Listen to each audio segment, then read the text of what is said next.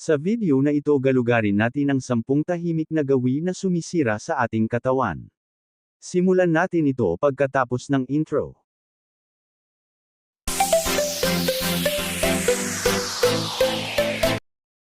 Ang ating mga katawan ay patuloy na nakikipag-ugnayan sa atin, ngunit marami sa mga gawin na nakakasama sa kanila ay tahimik na ginagawa ito, nang walang agarang sakit o halatang mga babala.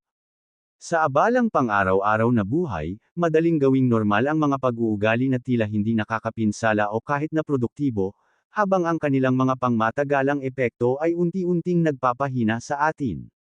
Sa paglipas ng panahon, ang mga tahimik na gawin na ito ay maaaring makagambala sa ating mga antas ng enerhiya, magpahina sa ating immune system, at magpataas ng panganib ng mga malalang sakit, kadalasan bago pa natin mapagtanto na may mali. Ang pag-unawa sa mga nakatagong banta na ito ang unang hakbang tungo sa pagprotekta sa ating kalusugan. Sa pamamagitan ng pagiging mulat sa mga pang-araw-araw na gawain na unti-unting nakakasira sa ating mga katawan, binibigyang kapangyarihan natin ang ating sarili na gumawa ng maliliit ngunit makabuluhang mga pagbabago. Ang paggalugad na ito ng siyam na tahimik na gawi na sumisira sa ating katawan ay naglalayong bigyang liwanag ang mga hindi napapansing pag-uugaling iyon, na tumutulong sa atin na palitan ang mga ito ng mas malusog na mga pagpipilian na sumusuporta sa pangmatagalang sigla at kagalingan. Una, talamak na pamumuhay na palaging nakaupo. Ang halos buong araw na pag-upo ng tahimik ay nagpapahina sa mga kalamnan, nagpapatigas sa mga kasukasuan, nagpapabagal sa metabolismo, at nakakagambala sa sirkulasyon ng dugo, kahit na paminsan-minsan tayong mag-ehersisyo. Sa paglipas ng panahon, ang ugali na ito ay nagpapataas ng panganib ng sakit sa puso, diabetes, maling postura, at malalang sakit. Dahil ang pinsala nito ay mabagal na naiipon, ang matagal na pag-upo ay kadalasang hindi nakakapinsala hanggang sa magsimulang mawalan ng lakas, kakayahang umangkop, at enerhiya ang katawan.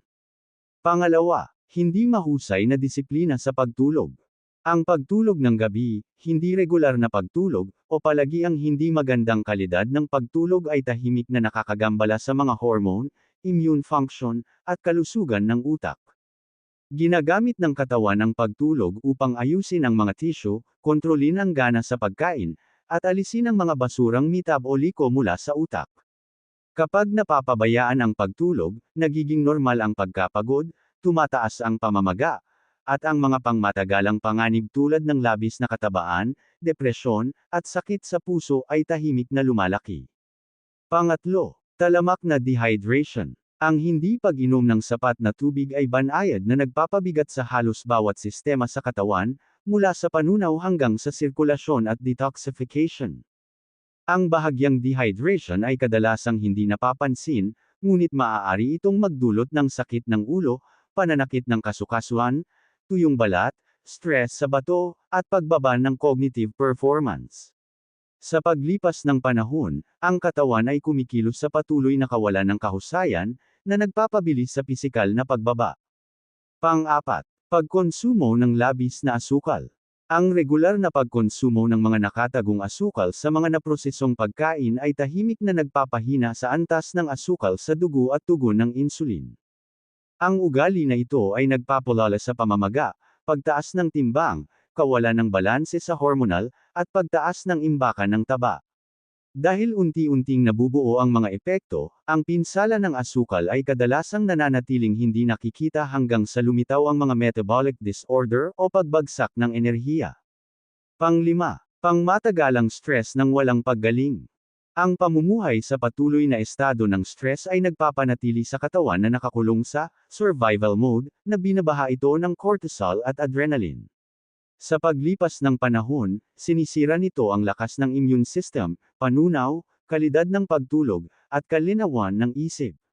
Dahil ang stress ay parang psikolohikal, ang mabagal na pisikal na pagkasira nito sa mga organo, kalamnan, at hormones ay kadalasang hindi napapansin.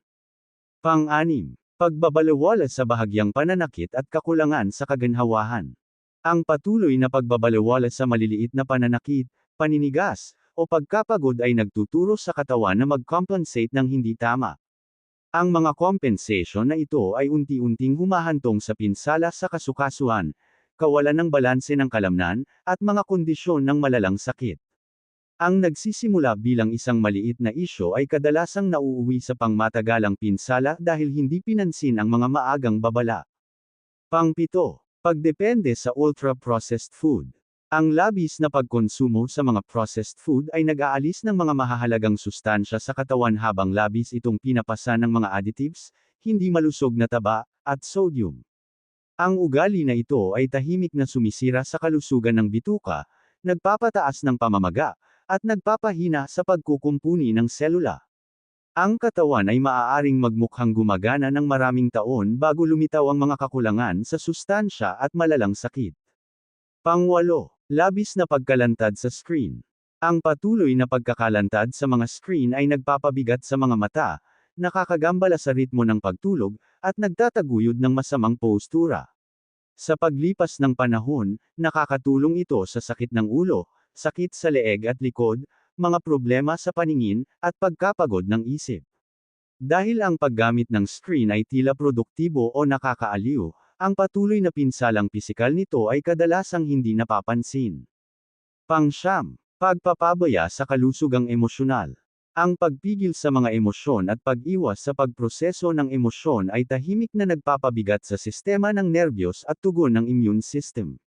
Ang hindi nalulutas na emosyonal na stress ay kadalasang nagpapakita ng pisikal na anyo bilang tensyon, mga problema sa panunaw, pagkapagod, o malalang sakit. Kapag hindi pinapansin ang emosyonal na kalusugan, ang katawan ay nagiging labasan para sa hindi maipahayag na psikolohikal na pagkapagod. Ang 9 na tahimik na gawin na ito ay kadalasang hindi napapansin dahil hinabi ang mga ito sa pang-araw-araw na gawain, ngunit ang kanilang pangmatagalang epekto sa katawan ay maaaring maging lubhang nakakapinsala.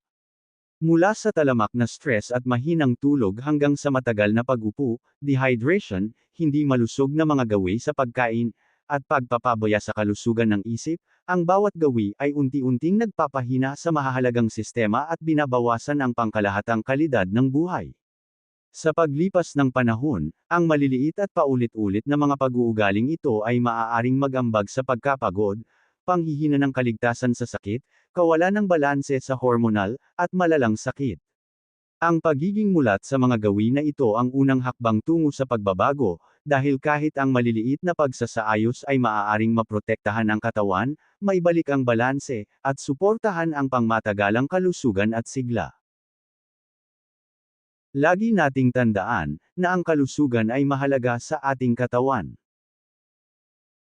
At dito nagtatapos ang pagbahagi ko sa inyo.